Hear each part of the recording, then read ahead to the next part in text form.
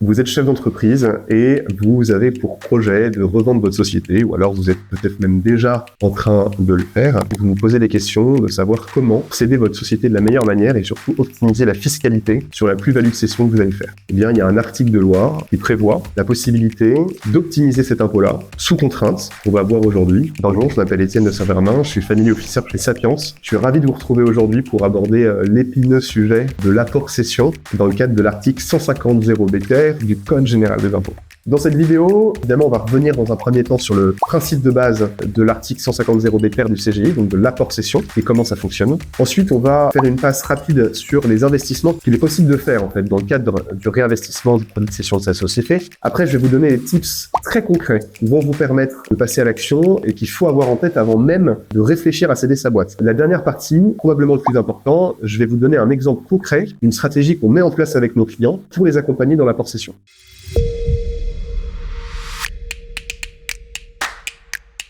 Revenons un petit peu au principe de base. Pourquoi l'État vous permet, à vous, chef d'entreprise, d'optimiser l'impôt sur la cession? Eh bien, c'est toujours un principe de gagnant-gagnant. Dès qu'il y a un avantage fiscal, l'État doit y gagner quelque part. En fait, le principe de l'article 150.0 du CGI va être de flécher le produit de cession de votre société, donc l'argent que vous avez gagné en vendant votre boîte, eh ben, ça va être de le flécher vers du financement de nouvelles entreprises. Les entrepreneurs financent les entrepreneurs. Et en contrepartie de ces nouveaux investissements dans l'économie réelle, votre impôt va être décalé dans le temps. Ça, c'est le principe de base. Maintenant, comment ça marche? Pour pouvoir bénéficier de ce report d'imposition. Le report d'imposition, c'est juste, votre impôt, vous le payez pas tout de suite sur la cession, vous le décalez dans le temps. Vous le payerez plus tard, ou pas, on verra. Pour pouvoir décaler cet impôt-là, il faut que vous puissiez réinvestir une partie du produit de cession de votre société dans des actifs éligibles. On en discutera un petit peu plus tard et je vous expliquerai justement ces différents actifs-là. Et pour ce faire, il va falloir en amont apporter en fait une partie ou la totalité des titres que vous détenez dans votre boîte dans une société holding. Et c'est au travers de cette société que vous allez réaliser les investissements.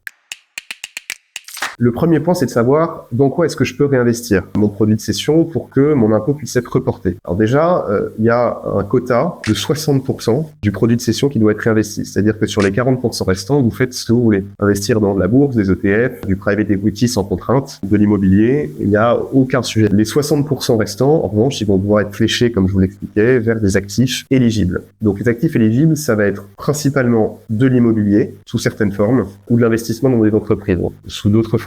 Pour l'immobilier, on va retrouver soit de l'immobilier d'hôtellerie, voilà, ça permet de soutenir justement l'activité hôtelière et le tourisme en France, soit de l'immobilier plus classique, mais qu'on va appeler sous forme de marchand de biens. Donc traditionnellement, ça va être des opérations qui vont consister à acheter un immeuble ou un bien immobilier, à le prendre en valeur et à le revendre, en général au travers de fonds qui vont être spécialisés là-dedans, dont c'est le métier, et qui vont donc être éligibles à cet article 150.0 du CGI. Pour la partie private equity, donc investissement dans des sociétés, vous allez pouvoir soit vous-même investir dans une nouvelle société que vous dirigez ou non. Vous vendez votre boîte, vous voulez en créer une deuxième. C'est super en fait parce qu'il y a une grosse partie du produit de cession de votre première boîte qui va être réinvesti dans la seconde boîte, mais vous allez aussi pouvoir financer d'autres sociétés. Donc ça peut être des startups, de vos amis en faisant des activités de business angel, d'autres sociétés que vous ne connaissez pas mais que vous avez envie de soutenir, ou ça peut être au travers de fonds professionnels, donc de private equity, qui vont être souvent spécialisés dans les entreprises jeunes, donc ce qu'on appelle le venture capital ou le gross equity, et qui vont être aussi éligibles à l'apport-cession. Alors, maintenant, comme vous savez quels sont les types d'investissements éligibles à l'apport-cession, il y a un point d'attention qui est hyper important, ça va être de savoir sélectionner ces investissements-là. Il y a beaucoup de fonds qui sont éligibles, de fonds professionnels. Alors là, on va écarter en fait les investissements que vous pouvez faire en direct parce que là, vous êtes autonome là-dessus, voilà, et vous êtes le seul maître à bord. Et si vous voulez confier votre emploi de produit de cession à des professionnels dans le cadre d'investissement dans des fonds, il va falloir être extrêmement vigilant et sélectif sur le choix de ces fonds. Pourquoi? Parce qu'en fait, il y a beaucoup de sociétés de gestion qui se rendent compte que c'est une manière très facile de collecter de l'argent. En fait, en tant qu'entrepreneur, quand vous revendez votre boîte, si vous voulez décaler votre impôt, vous avez un délai de 2 ans et en fait très court pour réinvestir 60% du produit de cession dans des fonds éligibles. Donc 2 ans, souvent les premiers mois, on n'y fait pas trop attention et on se retrouve à un moment donné un peu au pied du mur en devant choisir assez vite un fonds éligible. Et c'est un piège en fait, il faut pas tomber dedans parce qu'il y a beaucoup de fonds qui sont pas terribles. soit parce qu'ils sont très chers en frais, donc ça c'est un élément qu'il faut regarder évidemment avec attention, soit parce qu'ils investissent dans des entreprises qui sont beaucoup trop risquées, sans avoir une stratégie de sélection stricte, poussée et de qualité. Donc ça veut dire que vous allez vous retrouver avec un portefeuille de boîtes complètement casse-gueule, qui a peu de chances de vous faire gagner de l'argent, et au contraire il va même plutôt perdre votre capital, soit parce que effectivement ces sociétés-là sont relativement jeunes, les gérants sont jeunes, et ne justifient pas encore aujourd'hui qu'on appelle un track record, un historique de performance suffisamment qualitatif pour qu'on s'assure en fait de la pertinence de leur stratégie. Donc nous évidemment chez Sapiens, on est hyper attentif à ça et on va essayer de faire un screening quasiment quotidien du marché. On a beaucoup de clients qui sont dans notre cas et qui veulent revendre leur société et on doit être en mesure de leur proposer les fonds qui nous paraissent les plus pertinents. Donc en fait, on fonctionne sur un principe d'entonnoir. Des fonds, on en audite à peu près une centaine par an et à la fin, on a une sélection qui est d'à peu près 4 à 5 fonds maximum. Donc l'idée, c'est évidemment, comme c'est des montants conséquents, de faire une allocation diversifiée sur ces fonds-là. En fait, on se rend compte que dans beaucoup de cas, c'est 60% du produit de la vente de votre société. Si on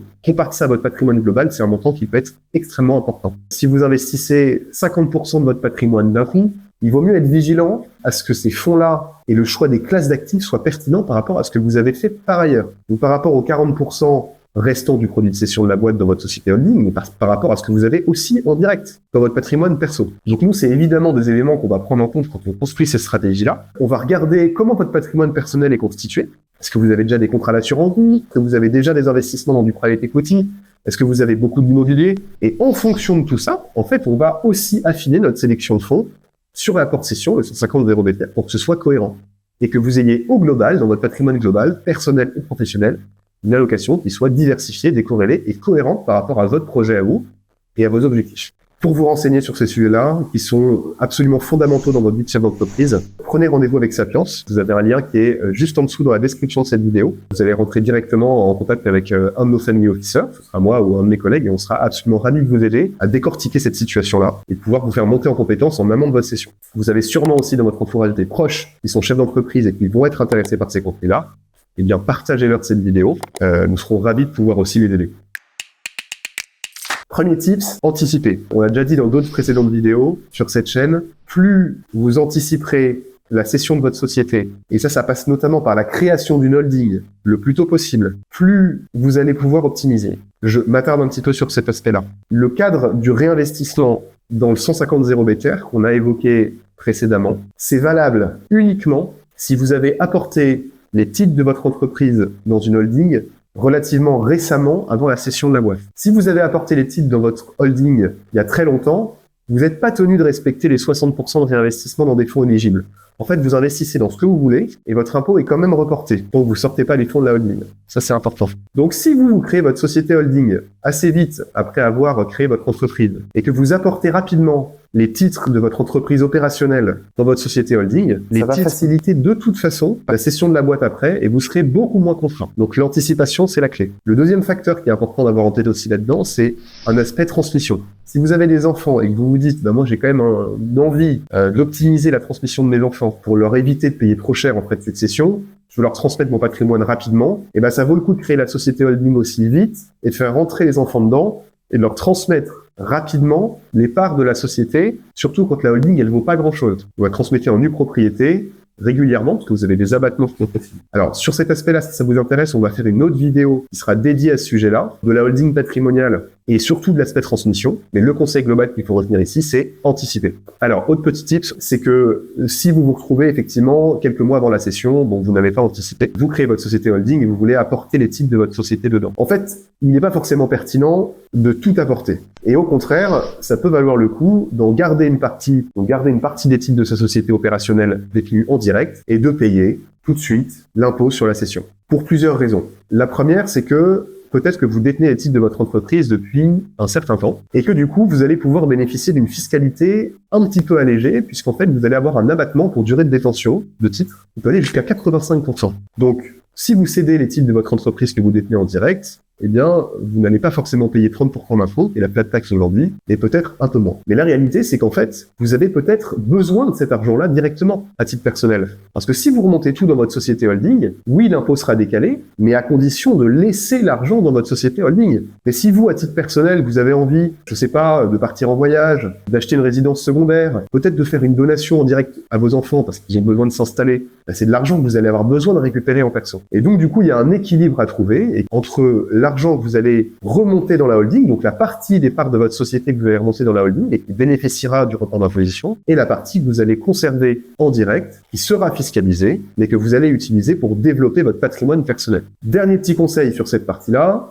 faites-vous accompagner. Alors, ça peut sembler le conseil le plus basique, mais vous l'avez remarqué, il y a quand même un certain nombre d'éléments qui sont assez techniques. La sélection des fonds, savoir combien je vais remonter dans ma holding et combien je garde en direct, avoir une vision, en fait, cohérente sur mon patrimoine global pour être en mesure de faire une allocation cohérente et concrète. Il faut se faire accompagner. Ça, c'est vrai sur la partie gestion de patrimoine. Donc, tous ces éléments-là que je vous ai évoqués, un family office comme Sapiens le fait très bien, parce qu'il vous connaît bien. Il connaît vos objectifs, il connaît votre famille, votre situation professionnelle, personnelle, et il sera en mesure de vous accompagner un petit peu pour chapeauter le global. Mais on va avoir besoin d'avoir recours à d'autres experts qui vont être évidemment plus précis dans leur domaine d'activité qu'un family office, avec lesquels nous on a l'habitude de travailler chez Sapiens, par exemple. Ça va être un expert comptable pour pouvoir suivre l'éligibilité de vos réinvestissements en apport-cession. Il faut un suivi comptable de qualité. Ça, vous pouvez pas le faire tout seul. Le deuxième, c'est un avocat fiscaliste. Ça, c'est même celui que vous rencontrez d'ailleurs en priorité pour vous aider aussi à structurer toute l'opération. Et le troisième, c'est un notaire. Ça, c'est particulier si vous voulez optimiser la transmission de votre cession de boîte, parce que le notaire va vous permettre en fait de mettre en place un certain nombre de choses, notamment ce qu'on appelle des donations avant cession, qui consiste à donner une partie des titres de sa société avant de céder sa boîte. Ça, c'est un super outil qui vous permet de purger une partie de la plus-value,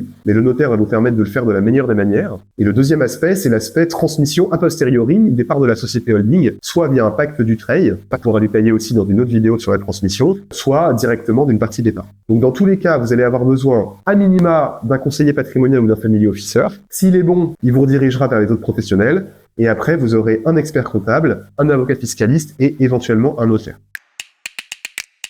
Pour vous donner un peu plus de matière et vous expliquer maintenant un exemple de ce que nous, on peut mettre en place pour un client revendrait sa société et aurait une partie de son report d'imposition à réinvestir dans le cadre de l'article 150 des terres du CGI. 40% du produit de cession remonté dans la holding est libre. Nous, ce qu'on va faire dans la quasi-totalité des cas, c'est à minima un compte titre. C'est une enveloppe d'épargne très liquide dans laquelle on va mettre essentiellement des ETF, actions ou obligations. On panachera en fait en fonction de la durée d'investissement cible ou du risque. Mais à minima, le compte titre, il est souple et flexible et il permet de rediriger l'argent ensuite vers d'autres projets. On a des clients qui, avec cette partie-là, veulent faire de l'immobilier. Dans une société holding, on peut avoir d'autres sociétés, comme des SCI par exemple. Ils redirigeront ensuite ces fonds-là vers des investissements IMO, mais en priorité, pour que l'argent ne dorme pas, on utilise du compte titre. Sur les 60%, qui nous intéresse le plus aujourd'hui, on va construire une allocation équilibrée sur différentes stratégies.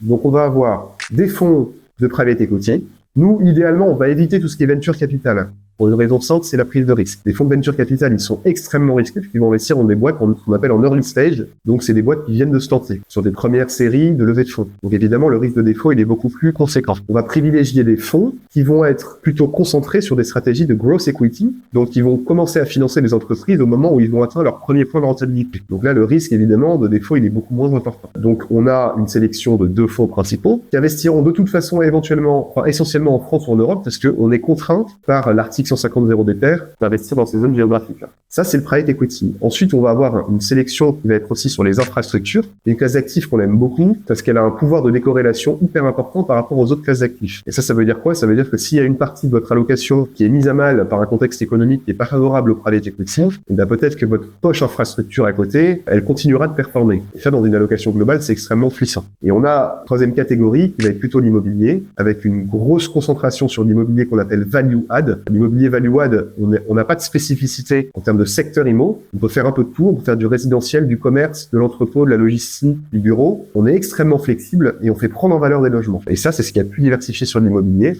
On travaille avec des acteurs de référence sur le milieu. Et on peut faire un petit peu d'hôtellerie aussi pour diversifier. Donc, au global, évidemment, on va réfléchir toujours sur le principe d'une allocation générale, en cohérence avec le patrimoine que les clients ont déjà fait à côté, le patrimoine perso, le patrimoine professionnel, et on va essayer de construire une allocation la plus qualitative pour respecter les besoins du client dans la mesure du possible.